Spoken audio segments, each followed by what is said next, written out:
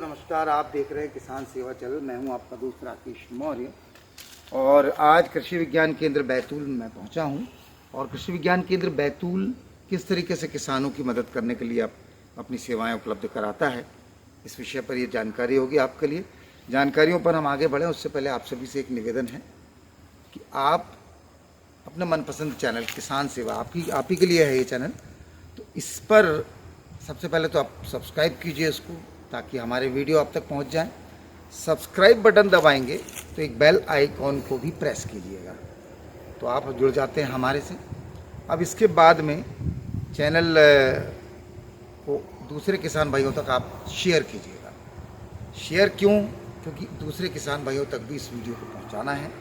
हमारे सारे वीडियो किसान भाइयों के बहुत काम के रहते हैं, तो जानकारी अपने तक सीमित मत रखिएगा, इसको ज़्यादा से ज़्यादा प्रसारित कीजिएगा, ज़्यादा से ज़्यादा शेयर कीजिएगा।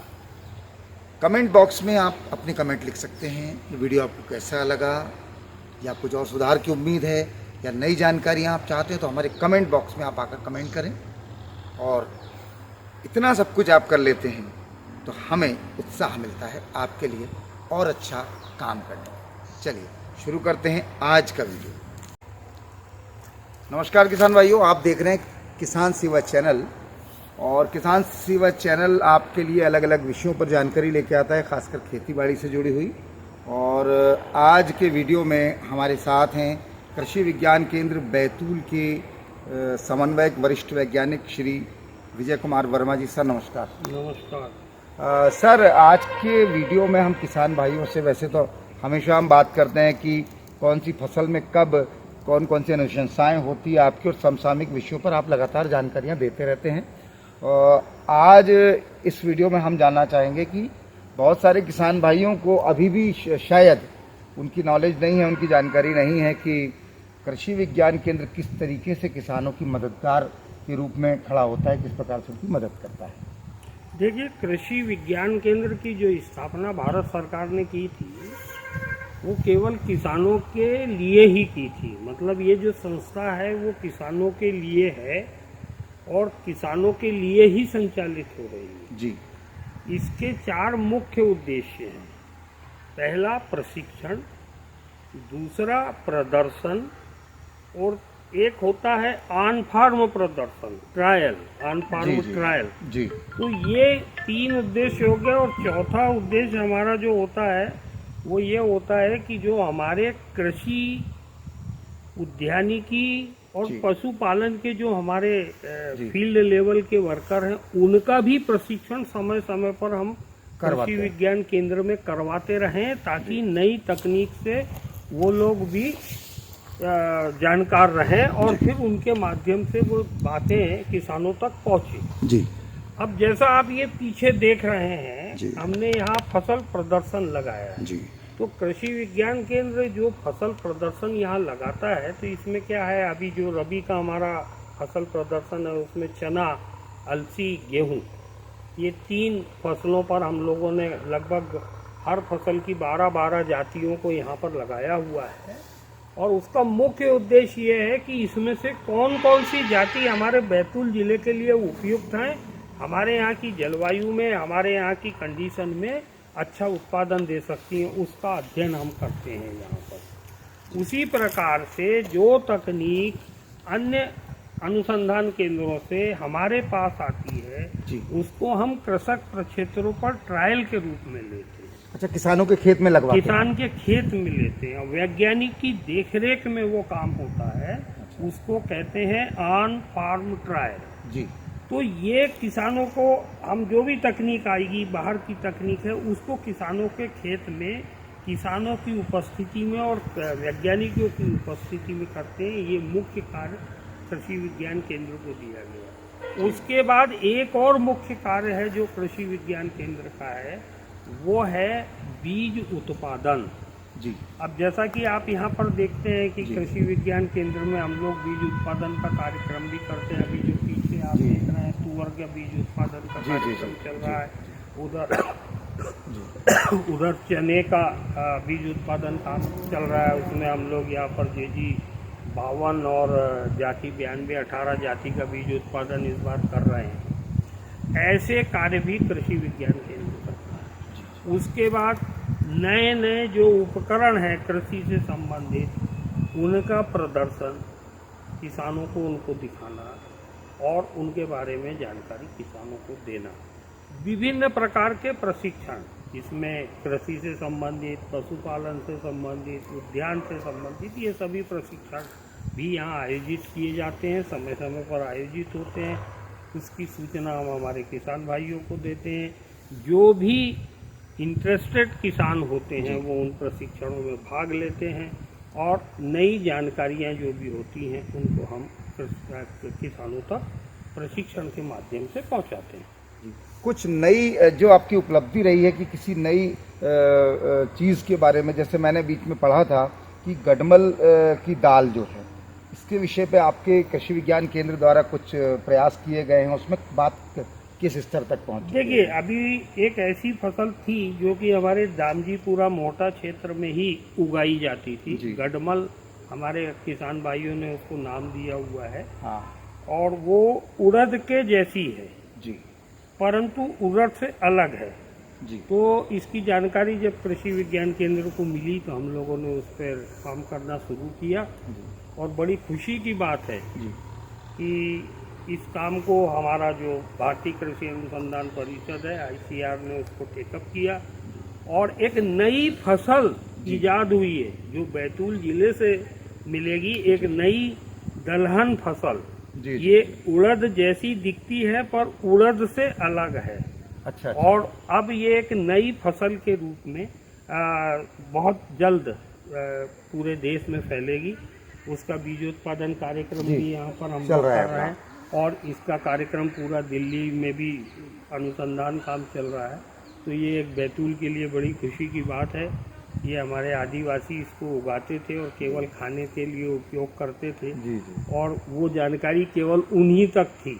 अच्छा। और अब ये गडमल जो है ये आइडेंटिफाई हो गया है कि ये एक नई फसल है। हाँ। तो ये बैतूल के लिए खुशी की बात है। हमारे उन आदिवासी भाइयों को भी हम धन्यवाद देना चाहेंगे कि उन्होंने उस फसल को संजो के रखा और इसका उपयोग बहुत पहले से वो लोग करते चले आ रहे हैं अंग्रेजों के शासन काल में। क्योंकि ये एक जो फसल मिली और जब इसका हम लोगों ने वहाँ टेस्ट किया, भारतीय कृषि अनुसंधान परिषद में टेस्ट हुआ, तो इसमें औषधीय गुण भी पाए गए हैं। अच्छा। और इसमें कुछ मात्रा में तेल भी है। तो निश्चित रूप से उसकी इसलिए पुष्टि होती है कि जब हमने इसके बारे में पूरी खोजबीन की थी तो अंग्रेजों के समय जो हथगोले बनते थे जी। तो इसके आटे से उसको कवर करते थे। क्योंकि इसमें ऑयल का कंटेंट होता था और इसका उपयोग उसमें भी होता था। हमारे आदिवासी भाइयों के लिए तो वो धार्मिक महत्व की भी चीज़ थी। जी। और इसमें पोषक तत्व भी भरपूर हैं और ये जो घुटने के दर्द और अन्य प्रकार की जो ये बीमारियां हड्डियों की होती है उसके लिए भी ये उपयुक्त तो पाई गई है। अभी अनुसंधानों में पुष्टि होना बाकी है। बाकी इस फसल का बहुत महत्वपूर्ण स्थान आगे जाके रहेगा। और ये बैतूल से ये फसल निकलेगी। और पहले एक धारणा और थी कि ये केवल इसी क्षेत्र में होती है। अच्छा। परंतु हमने उसको अलग अलग स्थानों पे यहाँ पे आपने लगाया? यहाँ भी हमने लगाया और भी किसानों को दिया है। हमारे एक किसान भाई के यहाँ भी हमने इसको अभी इस वर्ष लगाया है, वो भी बीज उत्पादन कर रहे हैं। तो ऐसी ये धारणा तो गलत थी कि वो केवल वहीं होती है, क्षेत्र विशेष में नहीं होगी, हर जगह हो सकती है। और अब जब ये नई फसल के रूप में आ जाएगी तो ये पूरे देश में इसको लगाया जाएगा, उत्पादन होगा, इसका अनुसंधान होगा और जहाँ जहाँ ये उपयुक्त होगी तो वहाँ फिर इसको आगे बढ़ाया जाएगा। तो ये एक बड़ी उपलब्धि कृषि विज्ञान केंद्र बैतूल की आपने बताया है। अच्छा, जैसे किसानों, आपने बताया कि जो कृषि विज्ञान केंद्र किसानों के लिए काम करता है कि किसान के खेत पे भी वो बीज उत्पादन का कार्यक्रम करता है, यहाँ पर भी आपके फॉर्म वगैरह होते हैं और वहाँ आपका अनुसंधान होता है। किसानों को छोटी सी भी समस्या कभी आती है, अक्सर मैंने देखा है यहाँ पर कृषि विज्ञान केंद्र बैतूल में कई किसान आते हैं, अपनी समस्याओं का समाधान लेकर जाते हैं। तो किसानों की किस प्रकार की समस्याएं आपने समाधान करी है, कुछ खास होगी तो वो जानना चाहूँगा। देखिए, किसानों को सबसे ज़्यादा महत्वपूर्ण जो है कीड़े और बीमारियों वाली एक समस्या जो आती है जी, वो सबसे महत्वपूर्ण होती है। और किसान भाई क्या होता है कि उस समय उसको पहचान नहीं पाते हैं। और जब उसकी मात्रा बढ़ जाती है खेत में उस बीमारी की या कीड़े की, तब हमको समझ में आता है, उस समय हम उसका नियंत्रण करने का प्रयास करते हैं। तो क्या होता है कि हमको पूरा नियंत्रण नहीं मिल पाता। इसके लिए हमने एक व्हाट्सएप ग्रुप यहाँ पे तैयार किया और हमारे किसानों के पास ये जानकारी दी कि भाई आपको जो भी समस्या इसमें आती है तो कृपया अपनी उसकी फसल की फ़ोटो हमारे पास भेजें, हम उसका तत्काल आपको निराकरण देंगे और उसके बहुत अच्छे परिणाम हम लोगों को देखने को मिले हैं। और निश्चित रूप से अभी जो बैतूल ज़िले में जो हम लोगों का अनुभव है, यहाँ एक सबसे महत्वपूर्ण बात होना चाहिए कि जो मौसम संबंधी जानकारी है वो किसानों तक समय पे पहुँचना चाहिए। उसकी व्यवस्था के लिए भी हमने भारत सरकार को पत्र लिखा है कि यहाँ पर मौसम वेधशाला का निर्माण किया जाए, ताकि हम लोग किसानों को समय पर आने वाली, जैसे अभी ये पाला पड़ने का समय होता है, इस समय हम उनको पहले सूचना दे पाएँ कि भाई अब 4 दिन बाद 5 दिन बाद पाला पड़ने वाला है, तो उसके लिए क्या आप लोग सावधानी रखें, या अधिक वर्षा होने वाली है उसके लिए, तो ऐसी व्यवस्था होना बहुत ज़रूरी है। और ये कीड़े और बीमारियों के बारे में बिल्कुल ऐसी जानकारी किसानों के पास जाना चाहिए, समय पर जाना चाहिए। और किसान भाइयों से भी हमारा निवेदन है कि ऐसी कोई भी समस्या आती है उसको आप तत्काल कृषि विज्ञान केंद्र भेजें, यहाँ से समाधान लें और तत्काल उसको अपने खेत में अपनाएं, ताकि जो होने वाला नुकसान है वो बचे। फिर एक बात और जो अभी हम लोगों ने देखने में आ रहा है कि सबसे ज़्यादा जो नुकसान हो रहा है वो हो रहा है भंडारण में। तो इस पे भी हमारे किसान भाइयों को जागरूक करने की आवश्यकता है। क्या होता है कि ये लोग भंडारित तो कर देते हैं, उसको पूरी तरह सुखाते नहीं हैं और भंडारण कर देते हैं, उसके कारण कीड़े लग जाते हैं और हमारी बहुत बड़ा नुकसान हो जाता है। तो हम लोगों का निवेदन है कि भंडारण संबंधी बातों के लिए भी किसान भाई ध्यान दें और जब भी अपनी फसल की कटाई करते हैं उसको प्रॉपरली सुखा लें और सुखाने के बाद उचित नियम से, जो नियम है भंडारण के, उसको भंडारित करें, क्योंकि पकी हुई फसल का खराब होना वो ज़्यादा आर्थिक हानि पहुँचाता है। इसलिए सभी किसान भाइयों को इस क्षेत्र में भी हम लोग प्रयास कर रहे हैं। हमने गोडाउनिंग के संबंध में भी यहाँ पर प्रशिक्षण आयोजित किए हैं और भी अन्य विषयों पर समय समय पर प्रशिक्षण आयोजित होते रहते हैं। अभी मुख्य रूप से एक थीम और जो भारत सरकार के द्वारा हम लोगों को दी गई है वो है प्राकृतिक कृषि।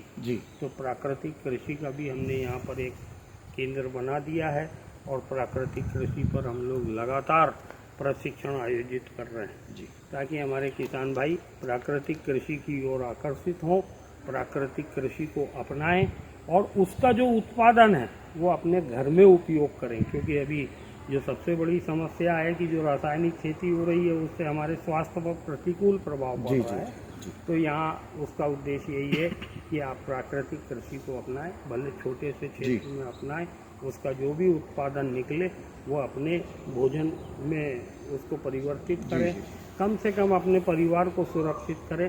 धीरे धीरे जब आपको उससे लाभ दिखाई पड़ेगा फिर आप प्राकृतिक कृषि की ओर आकर्षित होंगे और धीरे धीरे हम प्राकृतिक कृषि की ओर संपूर्ण रूप से अपना कृषि को ले जा सकते हैं। बहुत अच्छी बात वर्मा साहब आपने हमें बताई है। किसान भाइयों, आपने सुनी बातचीत और अब कृषि विज्ञान केंद्र की बहुत सारी उपलब्धियां हैं, तो समय हमारे पास कम है, तो कुछ खास चीज़ें हमने आपके लिए चर्चा की है वर्मा सर से। अगले बार में हम कुछ विस्तृत बातों के साथ मिलेंगे और जो भी किसान भाई संपर्क करना चाहता है कृषि विज्ञान केंद्र में बिल्कुल आ सकता है, जैसा कि वर्मा सर ने बताया है। तो सर, आज आपने हमें जो जानकारी दी इसके लिए आपका बहुत बहुत धन्यवाद। नमस्कार। जो देश के किसान हम